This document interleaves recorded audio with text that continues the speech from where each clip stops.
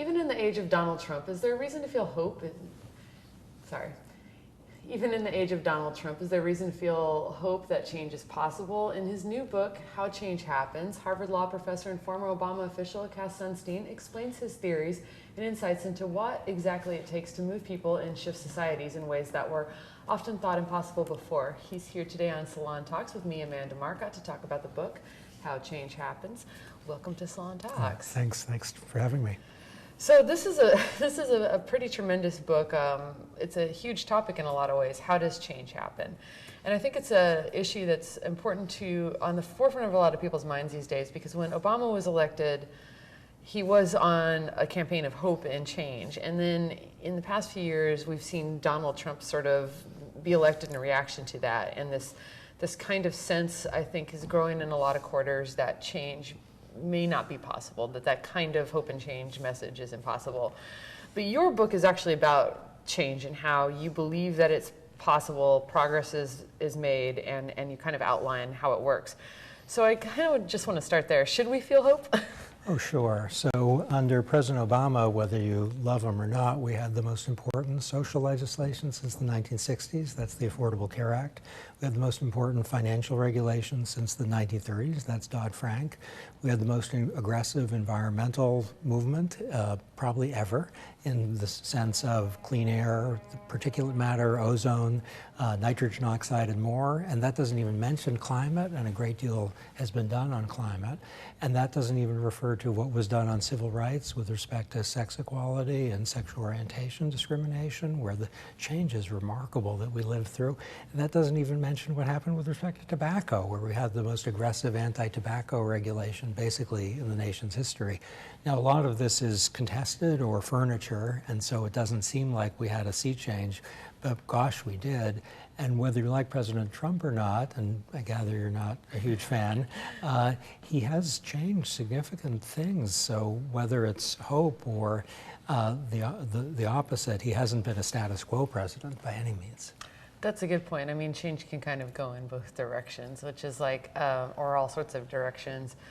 And I think that what I found interesting about your book is that you seem to really posit that we are in a kind of era of a lot of social upheaval in a lot of ways. And one movement that you single out is the Me2 movement, which was a fairly dramatic shift in the way the public thinks about and reacts to sexual harassment. And I want to ask you, like, how does what happened there fit into your theory of change? What happened there? Okay, so with hashtag #MeToo, it was a recent example of what we've had other illustrations of, where people living under circumstances of, let's say, injustice or oppression or horror have often been quiet and often are quiet about what happened to them or about what they actually hope will happen in the future, and that they need a kind of permission slip or a green light. And we all have in our minds, with respect to at least one issue, maybe 12, a sense that things aren't as they should be. But whether we give voice to them depends on whether there's a green light or not. The American Revolution, which created our country, was basically a green light emerging. As people said, you know, independence is a good idea. Civil rights movement of the 1960s, Rosa Parks, in some ways a heroic and ordinary person, not someone who sought the limelight, not ordinary in her soul, but ordinary in the sense that she didn't have public office or a big pulpit. But she created a permission slip for lots of people to defy segregation, and Martin Luther King, of course, was the organizing thinker and voice behind a lot of disclosure of what people actually thought should happen and about what people experienced that wasn't good, that was worse than not good. And under hashtag #MeToo, what happened was a lot of women who had had somewhere between bad and horrific experiences were authorized really by the courage of others to say hashtag #MeToo. And we're not where we should be with respect to sexual violence and sexual harassment, but there are a lot of people who, and men as well as women, though mostly women, who are not going to be subject to stuff because the movement has been so vocal and kind of norm shifting. Well, and I think that's what is very interesting. You know, something that's once maybe not a taboo, but kind of close to it, like suddenly is no longer a taboo. How does that happen? What is it? What is the sort of catalyst that causes a situation where once people said they couldn't say anything and now they feel like they can? Okay, so we all live in accordance with norms that we either don't like but just accept, or in some cases that we despise, but we kind of have to accept because they're norms. It might be about what you wear, it might be about who you can date, it might be about your workplace. And what has to happen for the change to occur is the norm has to be under some pressure, either because someone courageous has said the norm's not good, which means that the second person who says that doesn't seem like a crazy person or a rebel, but seems like, brave rather than, reckless. And then once there are two, a third person can say, this isn't good, I agree with that. And once there are three, and you can think of three as a kind of metaphor for 300 or 3,000, then you can have something very large, like the environmental movement, which worked in large part in this way, where there are people breathing dirty air in New York or Los Angeles or Massachusetts, and they thought, what can we do about it? Or if we say something about it, we'll look like we're radical, anti-business people. But once the norm in favor of combating pollution started to get energized, and the norm in favor of shutting up people who objected to it started to soften, then you could have a tipping point where the original norm was you can't say this, and then the norm became you have to say this. And I think what a lot of people who would pick up your book want to know, I would assume be a lot of activists who are trying to affect change in this world. So what advice would you give to somebody who wants to cause that kind of tipping point to happen? Well, let me tell you about someone I follow on Twitter who has a book that is on behavioral finance. That's not a hot topic. But he tweets, people are buying and enjoying my book. Thank you for the support. That's really smart. He's establishing, I hope truthfully, the existence of some popularity for his own particular cause, which is his excellent but not very popular book. So there's a lesson there, which is if you want to spur a movement, to give strong signals either of the current surprising popularity of the movement or of, if you don't have that, of the growing popularity of the movement. That can often be extremely helpful because it licenses people to join, and it may unlicense people to stigmatize. So if you think of the anti-smoking movement or the seatbelt buckling movement, neither of these is radical stuff, but they're both really important. They've saved a lot of lives. The idea that you should be allowed to tell smokers who are, in your room, please stop, it's offensive or making me sick, or tell someone in your family, please stop smoking, you're endangering your life, or tell someone buckle your seatbelt. That became possible once the movements for seatbelt buckling and the movements against cigarette smoking were signaled by those who supported those movements as something that had a lot of members. President Trump has been pretty ingenious at signaling that his movement has a lot of members, even at a time when it didn't much. So to emphasize that this is a growing movement, this is a popular movement, there's real room here, there's oxygen, that is often a very astute method of creating a self-fulfilling prophecy. And I want to ask about this because there's like the negative side of this. I mean, obviously the focus in your book is mostly on good things like smoking and seatbelts and things like that. But obviously what we've seen in this country happen recently is the rise of white nationalism for the similar reasons. And you're beginning to see a lot more people say blatantly racist things that they would have felt taboo in previous years. And I kind of want to ask you, when we see something like that happen, when we see change happening in that kind of negative way, is there a way to get our taboos back? Yeah, so it's a great question. And we've seen, with respect to racism and sexism, flows one way or the other. And in some ways, the flow is not ideal right now. What has to happen is that people who are in favor of, let's say, the norm in favor of mutual respect or of treating people decently. I'm not using the word tolerance because it's not the best word. It suggests there's something wrong. Have to emphasize it and not be shy about that. So to stigmatize certain actions like, assault, that's a good thing to do. And to stigmatize people who are fomenting hatred is also a good thing to do. Now, if the people who are showing, let's say, a tendency to racist talk are kind of on the cusp, then to stigmatize them might be a little impersonal, more to engage them and appeal to the better angels of their nature. Abraham Lincoln was a genius at that. Lyndon Johnson was pretty good, and President Obama in modern times is an all-star. Well, it's interesting, speaking about the stigmatization and other kinds of, I'd say, like negative enforcement. One thing that you write about it in this book, but you're famous for before, obviously, is your idea of nudges, like kind of shaping behavior with like not particularly abrupt or mandates or bans, or I would say even stigma. And I guess we should probably just start by, I should ask you what the nudge theory is and kind of the basics, because I suspect a lot of our viewers don't necessarily know. Okay, so if you want to affect behavior, you can prohibit something, or you can subsidize it, or you can tax it, or you can mandate something. You can also do a nudge, which is something that completely preserves freedom of choice. So a GPS device is a nudge. You can say, I want to go to Brooklyn rather than Manhattan, and the GPS device won't fight you on that. And if the GPS device takes you on a route that you think is not pretty, or which is likely to run into traffic, in your opinion, you can say, I don't like the advice. So it preserves freedom of choice.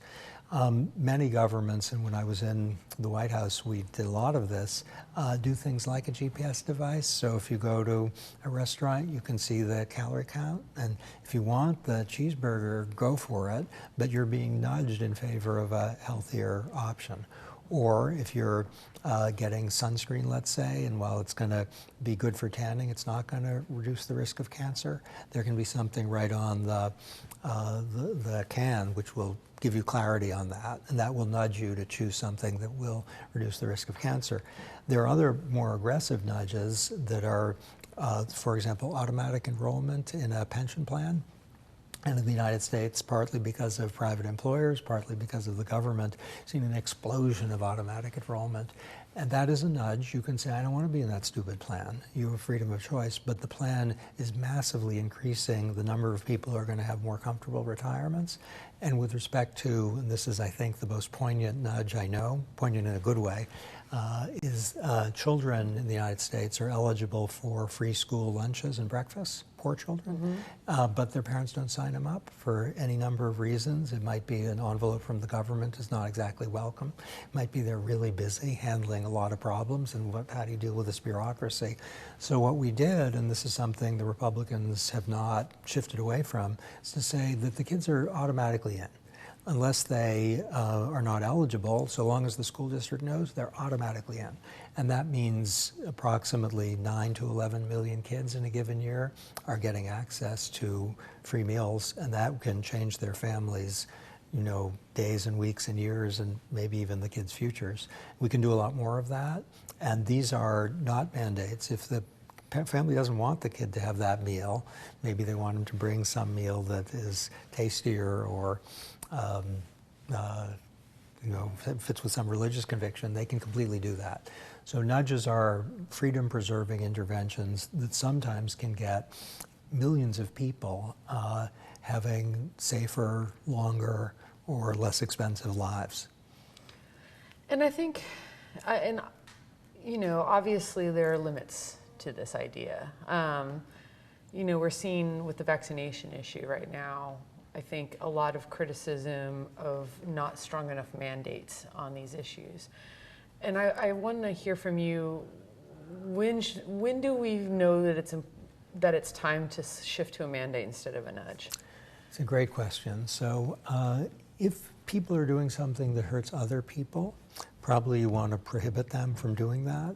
So the problem of climate change is not one that can be adequately handled through fuel economy labels on cars and energy efficiency labels. Those help, but they can't do enough. You need to have mandates and fuel economy standards and energy efficiency standards in addition to protect others. If it's a case where someone is making a decision that's going to really hurt their future self, like they're not saving for retirement, then you might think the Social Security system is a good idea, even though it's mandatory. Or you might think that if people are risking their future because they're getting addicted to cigarettes, then you might think that health warnings are not enough, and a cigarette tax, a stiff cigarette tax, is a good way of discouraging people from starting and encouraging people to stop. So where people are making decisions that hurt their future selves, that's a good one. Generally, with parents dealing with their kids, mandates are not the best idea, but in the case of vaccination, it's very delicate, because if parents are making decisions which endanger their own children's health, and also which mean that their own children are going to risk other people's health, then a discussion of something beyond a nudge is a good discussion to have. Obviously, the decline in smoking in America was a process of a number of different government policies that were very influential. I want to ask you, with the kind of widespread ban of indoor smoking, where do you kind of put that on the scale? Because I feel like it didn't stop people from smoking. They could still choose to smoke if they wanted to. They just had to step outside. Is it a mandate, or is it more of a nudge? It's a mandate. So we have plenty of nudges. So on a pack, there's a warning there. And the government has a lot of educational campaigns that are nudges. So insofar as you can't smoke in certain places, that's a ban. Now, because over 400,000 Americans die every year from smoking, and it's worth pausing over that figure. That's not just a statistic, that's human beings that are leaving families as well as their own time on the planet prematurely. Each one of those is a tragedy and a horror. To do more, including nudges. So when I was in the government, we issued a regulation which would have graphic health warnings on the pack. On technical grounds, the federal court struck that down. I regret that decision. I think that was a mistaken decision. But whether or not it's mistaken, the government is actually legally obliged to come up now with new graphic warnings. And the Trump administration hasn't done what the law requires it to do. And there's every reason to think that that would help. Would it save 400,000 people? No. If it saves 10,000, that's phenomenal. If it saves 1,000, that's good. To have a higher cigarette tax would be a really good idea. That would discourage people from starting, especially, by the way, poor people. So it would have a distributive good impact as well as a public health impact. And current smokers, it would encourage them to quit. So to increase significantly the cigarette tax, that I'm generally cautious about cigarette taxes, insofar as they don't affect people who have plenty of money, and a lot of smokers don't have plenty of money. But this is a good tax not to be cautious about. And we can do with the money, we can retire the deficit, we can give it, not the whole deficit, a little piece of the deficit. We can use it to reduce the deficit, or we can give the money to people who need it, or we can give it for national defense or whatever. So I think, I remember when you first started kind of taking this idea out, one of the criticisms of nudges as like a policy idea, one of the criticisms I would see people make is this kind of, there was an almost paranoia about it. Like, I think there's a sense in our society of fear of being subtly manipulated, that is somehow robbing you of your freedom. And it's gotten worse, I think, in the age of social media, because we know that like Facebook and Twitter and groups like that are using algorithms to manipulate people's behavior against their will. So how do we think about nudges in a way that isn't affecting that kind of fear of being subtly manipulated? I think we need something like a Bill of Rights for nudging when we're talking about the government. And nudges are less powerful than mandates and bans because they allow people to go their own way. Nonetheless, we need a Bill of Rights for nudging. And something like they have to be consistent with the interests and values of the people to whom they're applied. So GPS people, unless they're conspiracy theorists, they tend not to object to the fact that the GPS is telling them how to get where they want to go. And if you have on a medicine something that has nudges against excessive use, that's not scary manipulation. It's in the interest of the chooser. It has to be consistent with the interests and values of choosers. It had better be transparent rather than hidden. So no secret nudges, nothing that is covert.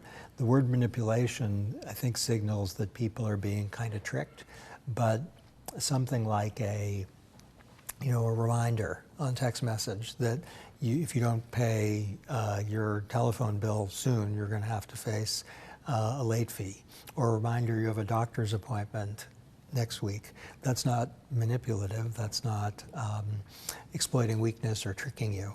So we would have to go one by one, and I think in terms of what governments have done, certainly, democratic governments, and I mean small d, Republican and Democratic governments, capital R, capital D, the nudges have been subject to public scrutiny.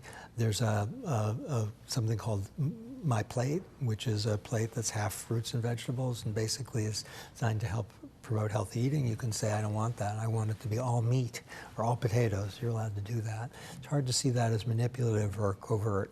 So long as there's transparency, so long as no right is being violated, so long as there's public scrutiny, the risks, I think, are relatively low.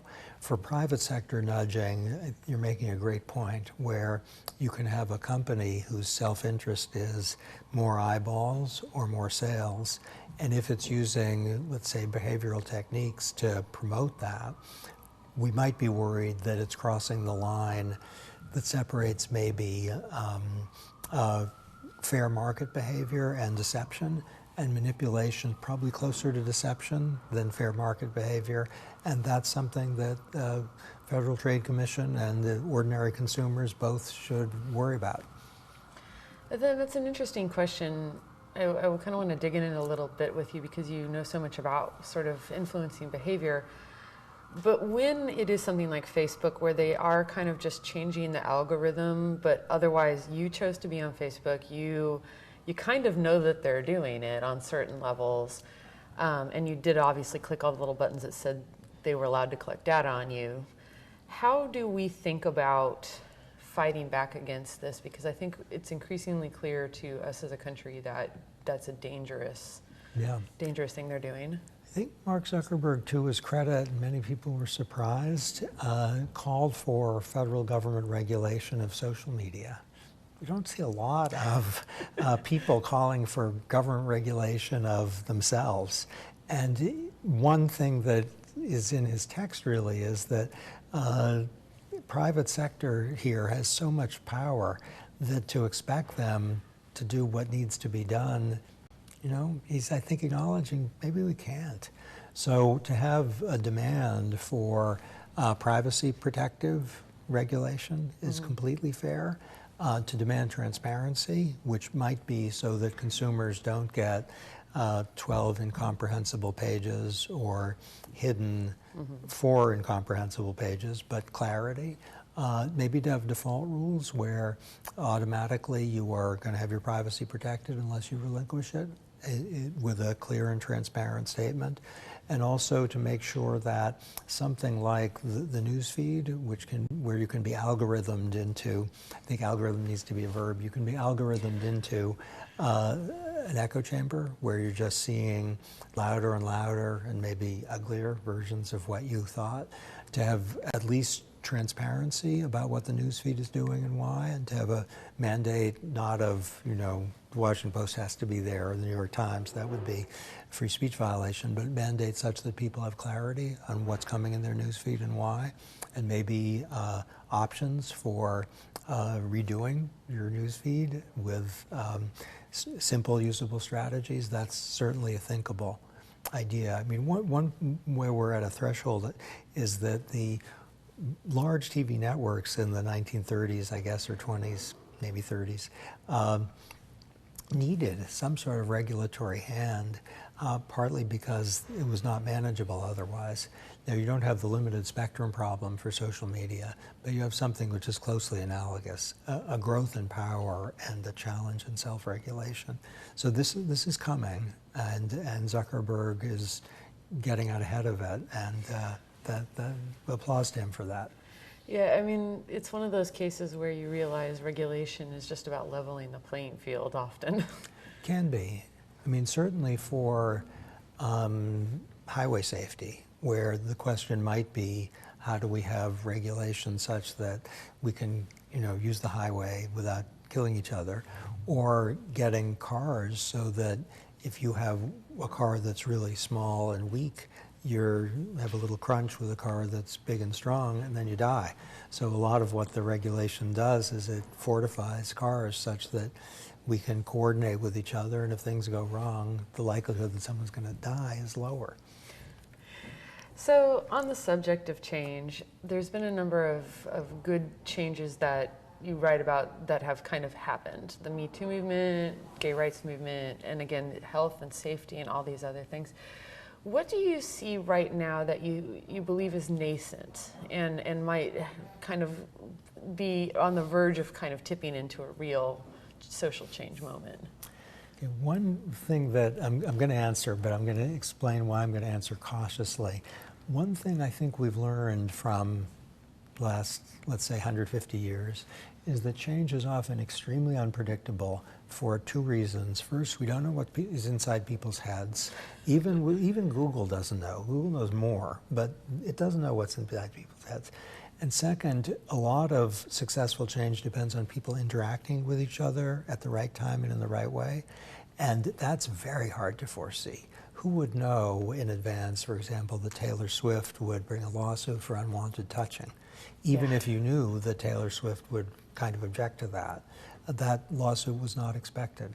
Having said that, there are two things, and I'm going to play it safe with one, and then I'm going to say something a little riskier with another. The way to play it safe is there are a lot of people who are concerned about both economic deprivation and economic spreads, who have been, even under President Obama, relatively quiet about that. The President Obama, in my view, did some great things, but many people reasonably think a lot more needs to be done in a wealthy country to help against the economic distress of the people at the bottom and the economic challenges faced by people who, if not at the bottom, find every day really tough. And on the Democratic side, there's been more noise about that than in memory. And that's tapping into a widespread voice in people's heads that they haven't themselves given any airtime to. So that we're starting to see, and it's probably going to get louder and louder. We might see a surge of movement against economic inequality and deprivation of the sort we haven't seen in a long time. I think I'm not taking a big risk there. I'm going to take a risk with another one, which is animal welfare. Oh, interesting. Where there are a number of people who are greatly concerned about mistreatment of cats and dogs and horses, and even of animals raised for food. And this is in some ways related to the climate change problem, but I'm trying to separate it from that, where people think, to say I care about animal welfare is a little bit to marginalize myself, people think. But there's that voice there. Partly because people may love their cat or love their dog, and the fact that they love their cat or dog means that they're open to think about other living creatures who are, no less capable of pain than human beings are, which are subject to unnecessary, in many cases, cruelty. My guest today has been Cass Sunstein. The book is called How Change Happens. This has been excellent. Thank you so much for coming on to Salon Talks. Thank you. Great pleasure.